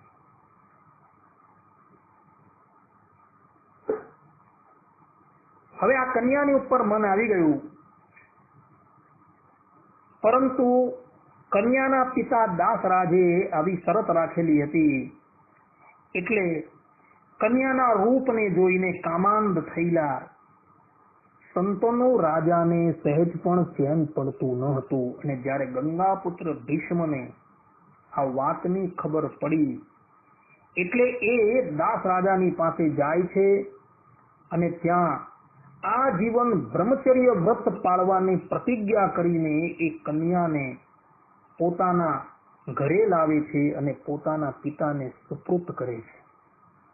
અને જ્યારે સંતોનું રાજાએ પોતાના પુત્ર દેવવ્રતનો આ પ્રમાણેનો ત્યાગ જોયો ને ત્યારે એ પણ અતિશય પ્રસન્ન થઈ ગયા અને આશીર્વાદ આપતા થતા બોલ્યા કે હે પુત્ર, આથી તું કાળને ક્યારેય પણ આધીન ન રહેશે, કાળ તારી મુઠ્ઠીમાં રહેશે અને જ્યાં લગીન તારે આ ધરાતલની ઉપર જીવવાની ઈચ્છા હશે ત્યાં લગીન તું જીવી શકશે.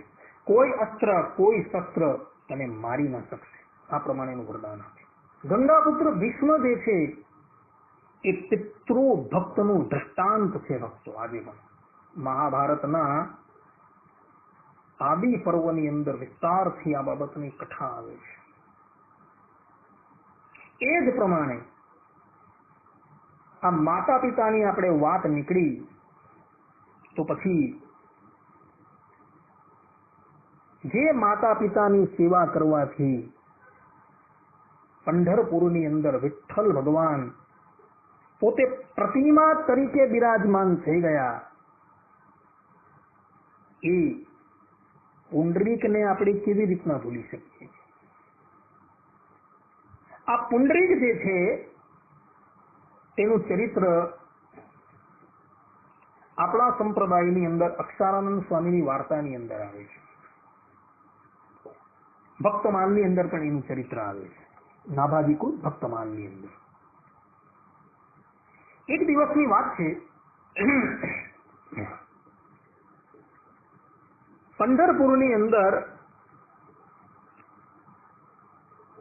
એક નગર શેઠ હતા. એણે તીર્થયાત્રા કરવાનો વિચાર કર્યો અને એણે ગામની અંદર ઢંઢેરો પિતાવ્યો કે જે પણ કોઈ વ્યક્તિએ તીર્થયાત્રામાં આવવું હોય તે મારી સાથે આવી શકે છે, એની બધી જ સગવડતા અમે કરી દેશું, એને કોઈ પૈસો આપવાનો નથી. હવે જે આ પુંડરીક હતો એ આમ તો ભગવાનનો ભક્ત હતો. એને થયું કે ભાઈ આવી રીતના તીર્થયાત્રા કરાવનાર કોઈ મળી આવે છે તો ચાલો આપણે પણ તીર્થયાત્રા કરી આવીએ. હવે આ પુંડરીકના જે માતા પિતા હતા ને બહુ વૃદ્ધ હતા. એને માતા પિતાની અનુમતિ તો લઈ લીધી અને એ તીર્થયાત્રા કરવા માટે નીકળી ગયો નગર શેઠની સાથે. તીર્થોની અંદર વિચરણ કરતા કરતા એક દિવસની વાત છે. રાત્રિના સમયે આ નગર શેઠે એક સ્થાનની ઉપર પોતાનો મુકામ કરેલો હતો. રાત્રિના સૂતા વખતે આ નગર શેઠને શ્રીમદ નારાયણે સ્વપ્નમાં દર્શન આપ્યા અને એને આદેશ કર્યો કે તારા આ સમૂહની અંદર એક પુંડરીક નામનો વ્યક્તિ છે જે પોતાના માતા પિતાને છોડીને તારી સાથે તીર્થયાત્રા કરવા માટે આવેલો છે. એના માતા પિતા ત્યાં ઘરની અંદર બહુ દુઃખી થાય છે, માટે તું પહેલી ટકે એને ઘરે મોકલ.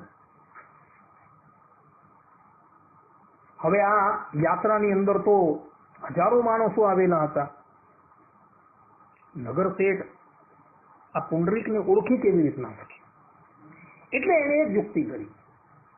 પ્રાતઃકાલે નિત્ય આ નગર શેઠના માણસો જે છે એ યાત્રામાં આવેલા બધા જ લોકોને પાકા સીધા આપતા હતા.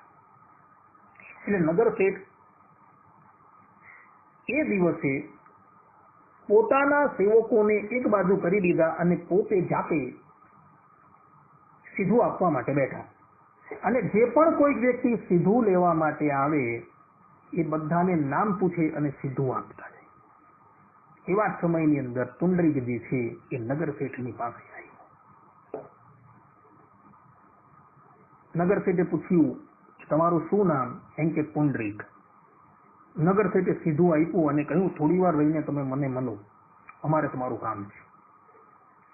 ત્યારબાદ નગર શેઠ પોતાના કાર્યથી પરવારી ગયા અને પુંડરીકને એક સ્થળ પર મળ્યા અને કહ્યું કે આ પ્રમાણે ભગવાને મને આદેશ આપેલો છે કે તમારા માતા પિતા અત્યારે ઘરની અંદર બહુ જ દુઃખી થાય છે, માટે તમે સીધા આ યાત્રાને મોકૂફ કરીને પુનઃ પંઢરપુર જાઓ અને તમારા માતા પિતાની સેવાની અંદર જોડાઈ જાઓ.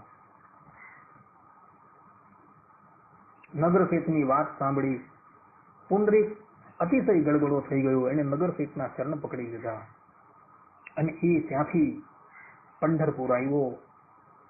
પોતાના માતા પિતાની પાસે આવીને એને ક્ષમા માગી કે અમને ક્ષમા કરો, અમે તમને એકાકી મૂકીને તીર્થયાત્રા કરવા માટે નીકળી ગયા, અમારો અપરાધ છે, અમને ક્ષમા કરો.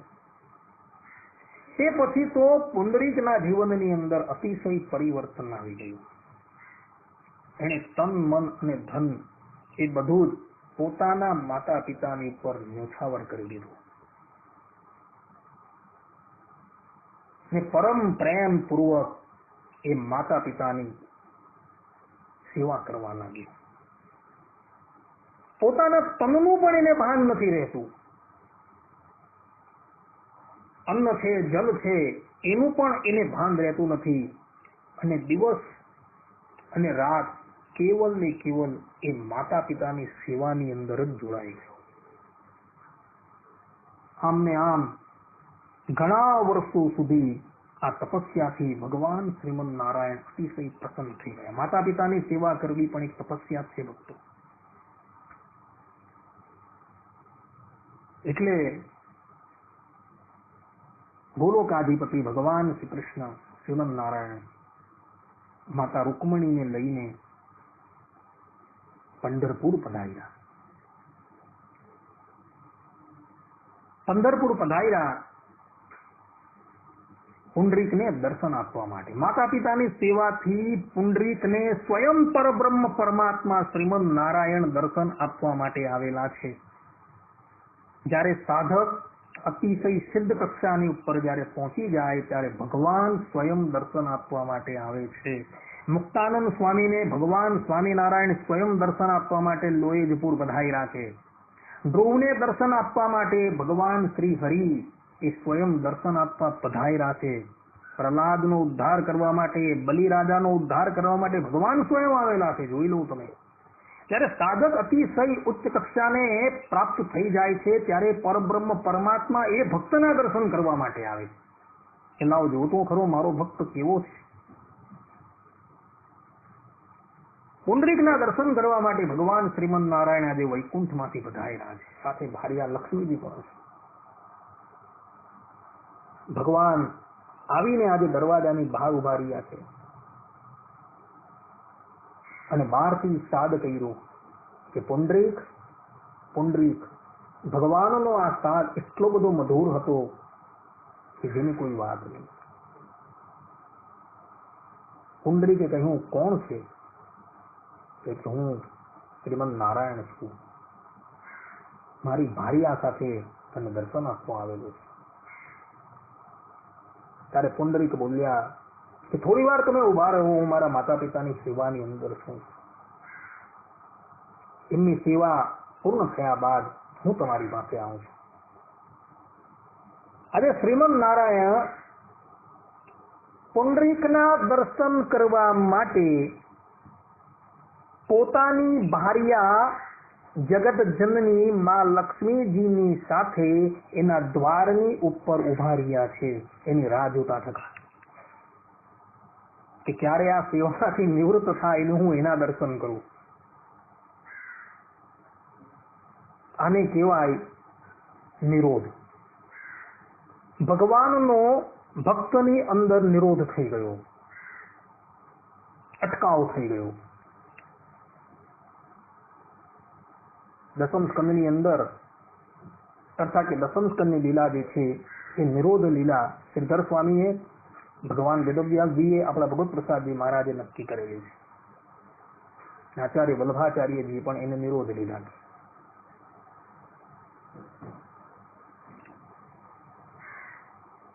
આ તરફ કલાકો વીતી ગયા, પરંતુ પુંડરીક જે છે એ માતા પિતાની સેવા પૂર્ણ કરી બહાર આવતો નથી. ભગવાન આજે થાકી ગયા છે અને થાકેલો વ્યક્તિ શું કરે? પોતાના બંને હાથો જે છે એ કમરની ઉપર મૂકીને ઉભો રહી જાય. ભગવાન પણ આજે એ મુદ્રાની અંદર ઉભા રહી ગયા છે. માતા લક્ષ્મી તો કડી ધૂપની અંદર પરસેવાથી રેબઝેબ થઈ ગયા છે. ભગવાન શ્રીમદ નારાયણ પણ રેબઝેબ થઈ ગયા છે. શું કરવું? ભક્ત આવતો જ નથી. ત્યાર પછી કેટલાય કલાકો પછી પુંડરીક માતા પિતાની સેવા કરી, એમને શયન કરાવી ઘરની બહાર આવ્યો તો શ્રીમદ નારાયણ અને માતા જગતજનની લક્ષ્મીજી કમર પર હાથ રાખીને ઉભા રહ્યા છે.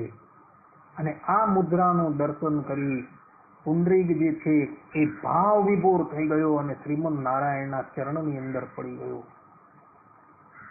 ભગવાન એને બે હાથથી ઉભો કર્યો. માતા લક્ષ્મીજીએ પણ પોતાના વરદ હાથ એના મસ્તક પર મૂક્યા. ભગવાન શ્રીમદ નારાયણ એને પ્રેમથી બેઠી ગયા. ભક્તો આલિંગન કરે ને એનો અર્થ શું થાય ખબર? કે પોતાની જાત છે એ ભગવાને એ ભક્તની ઉપર ન્યોછાવર કરી દીધી. બ્રહ્માંડ પુરાણની અંદર આધ્યાત્મિક રામાયણ આવેલું છે, તેની અંદર આ આલિંગનનો અર્થ બતાવેલો છે. ભગવાન વેદવ્યાસજી કે જેની ઉપર અતિશય પ્રેમ હોય અને જે વ્યક્તિને એણે કરેલા ઉપકારની સામું પ્રતિ ઉપકાર કરવા માટે કોઈ પણ વસ્તુ આપી શકાય એમ ન હોય, ત્યારે એ મનુષ્ય જે છે એને આલિંગન કરી દે છે. હનુમાનજી મહારાજ એવું કાર્ય કરીને આવેલા હતા. લંકા દહન, જાનકીજીની ભાળ મેળવીને આવ્યા એટલે ભગવાન શ્રી રામ પાસે હનુમાનજીને આપવા માટે બીજી કોઈ પણ વસ્તુ ન હતી. એટલે ભગવાને હનુમાનજી મહારાજનો હાથ પકડો અને એમને ગલે લગાવી દીધા, અર્થાત કે પોતાની જાતને હનુમાનજીને અર્પણ કરી દીધી. આ આલિંગનનો ભાવ બતાવેલો છે ભક્તો બ્રહ્માંડ પુરાણના અધ્યાત્મ રામાયણની અંદર. બેટે બાથમાં ઘાલી શિષ્ટાની અંદર કહ્યું છે પ્રેમાનંદ સ્વામી કે ભગવાન સ્વામિનારાયણ જયારે અતિશય રાજી થઈ જતા હતા ત્યારે ભક્તોને પોતે બાથમાં ઘાલીને મળતા હતા, અર્થાત કે પોતાની જાતને નસાવર કરી દેતા હતા ભક્તોની ઉપર, સંતોની ઉપર. આલિંગનનો ભાવ છે ભક્તો. પુંડરીકને પણ ભગવાન શ્રીમદ નારાયણે આલિંગન કરેલું છે અને પોતાની જાતને સમર્પિત કરી દીધી છે અને કહ્યું કે તારી જે ઈચ્છા હોય તે માગી લે. પુંડરીક હતા એ નિષ્કામ ભક્ત હતા. એને કહ્યું પ્રભુ મારે કોઈ ઈચ્છા નથી, પરંતુ તમે જે મુદ્રાની અંદર ઉભા રહ્યા છો, જે મુદ્રાના મેં દર્શન કરેલા છે એ જ મુદ્રાથી તમે હવે અહીં મૂર્તિમાન રૂપે સ્થિર થઈ જાઓ અને માતા જગતજનની પણ જે છે મૂર્તિમાન રૂપે સ્થિર થઈ જાય. ભગવાન શ્રીમદ નારાયણે કહ્યું તથાસ્તુ. દ્વાપરની અંદર આ ઘટના બનેલી છે અને દ્વાપરથી લઈને અત્યારે કળિયુગ 5900 વર્ષ પૂરા થઈ ગયા. ભગવાન શ્રીમન નારાયણ આજે પણ પંઢરપુરની અંદર તમે જાઓ અને જુઓ તો ભગવાન પોતાના 2 હાથ કેળ ઉપર મૂકીને ઉભા રહ્યા છે ને લક્ષ્મીજી પણ આમ જ ઉભા રહ્યા છે કે ભક્તની રાહ જોતું જોતું હું થાકી ગયો. દ્વાપર યુગનું સ્વરૂપ છે ભક્તો એવું. ને આજે પણ એમ કહે છે કે ઠાકોરજીના શ્રી ચરણનો સ્પર્શ જે છે એ ભક્તોને કરાવવામાં આવે છે અને એ યુગથી એ ભગવાનના ચરણ કમળનો ભક્તો સ્પર્શ કરતા એવા જેથી કરીને ઠાકોરજીના ચરણ જે છે ને એ પણ ઘસાઈ ગયા છે. ભગવાન સ્વામિનારાયણ પણ તીર્થયાત્રા દરમિયાન પંઢરપુર ગયા છે અને 1 મહિનો સુધી ત્યાં રોકાયા છે અને પંઢરપુરના વિઠ્ઠલનાથની 1 મહિના સુધી સેવા કરી છે અને પછી એને ભેટીને પછી ત્યાંથી નીકળેલા હતા. આચાર્ય વલ્લભાચાર્યજી, આચાર્ય શંકરાચાર્યજી, આચાર્ય રામાનુજાચાર્યજી, નિંબાર્કાચાર્યજી, મધ્વાચાર્યજી, જગતગુરુ રામાનંદાચાર્ય બધા જ પંઢરપુર આવેલા હતા અને પંઢરપુરની એ લોકોએ સેવા કરેલી હતી. આ ઇતિહાસમાં લખાયેલું છે બધું. તો પંઢરપુરની અંદર બિરાજમાન જે વિઠ્ઠલનાથજી છે એ માતા પિતાની સેવાના ફલરૂપે એ પરબ્રહ્મ પરમાત્મા જે છે એ ભક્તની સેવાના ફલરૂપે અહીં બિરાજમાન થયા છે. કારણ કે ભક્તભાઈ આ પ્રમાણે માંગેલું એ કેવલ ને કેવલ માતા પિતાની સેવા કરવા માત્રથી મનુષ્ય જે છે એ ભગવાનની પ્રાપ્તિ કરી શકે છે. આ એના પ્રમાણો છે ભક્તો.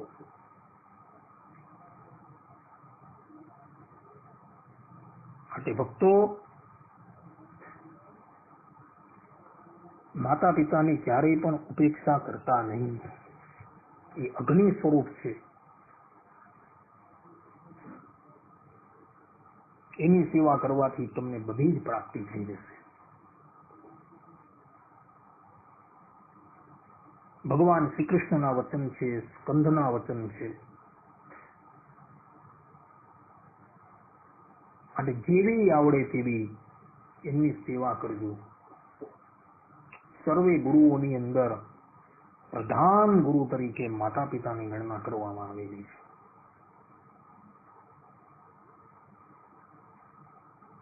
માટે ક્યારેય પણ એમનું અપમાન ન કરતા.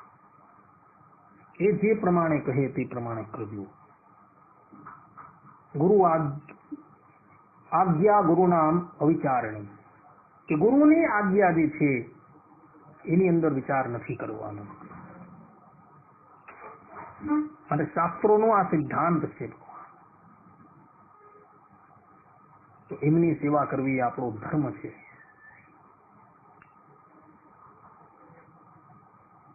શ્રુતિ સ્મૃતિ મમેવ આજ્ઞા વિચ્છેદી મમ દ્રોહી. એમ ભગવાન શ્રી હરિ વરા પુરાણની અંદર પોતાના સ્વમુખે કહે છે શ્રુતિ અને સ્મૃતિની અંદર જે પણ કંઈક ધર્મનો નિર્દેશ થયો છે એ મારી આજ્ઞા રૂપ જ ધર્મ છે. અને એ આજ્ઞા જે વિચ્છેદ કરે છે શ્રીમન નારાયણ કહે છે કે એ મારો દ્રોહી છે.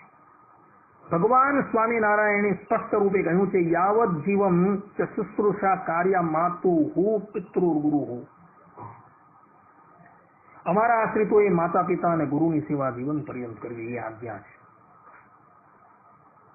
ઋષિ મુનિઓએ પણ માતા પિતાની સેવા કરવાનો નિર્દેશ કરેલું છે.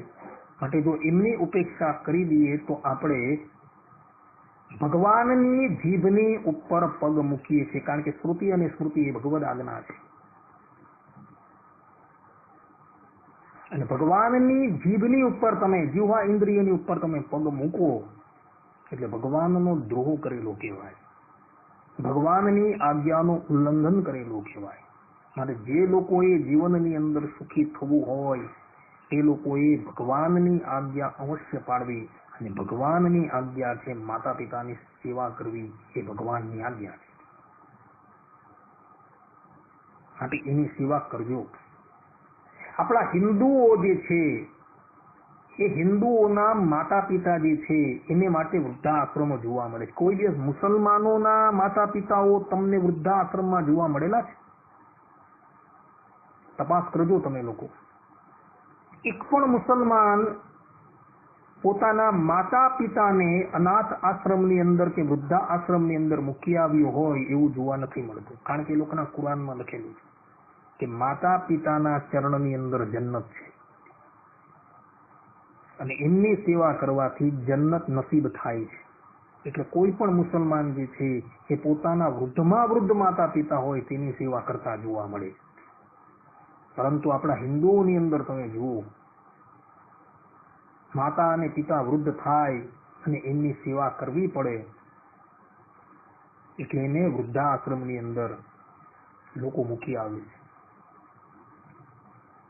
આ સમાજની બહુ જ દયનીય સ્થિતિ છે.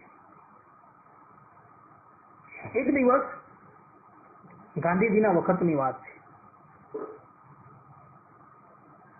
વૃદ્ધા આશ્રમનું ઉદ્ઘાટન થયું હતું ને ગાંધીજીને પણ બોલાવવામાં આવેલા, પરંતુ કોઈ અનિવાર્ય સંજોગોને લઈને ગાંધીજી જે છે એ ત્યાં પહોંચી ન શક્યા.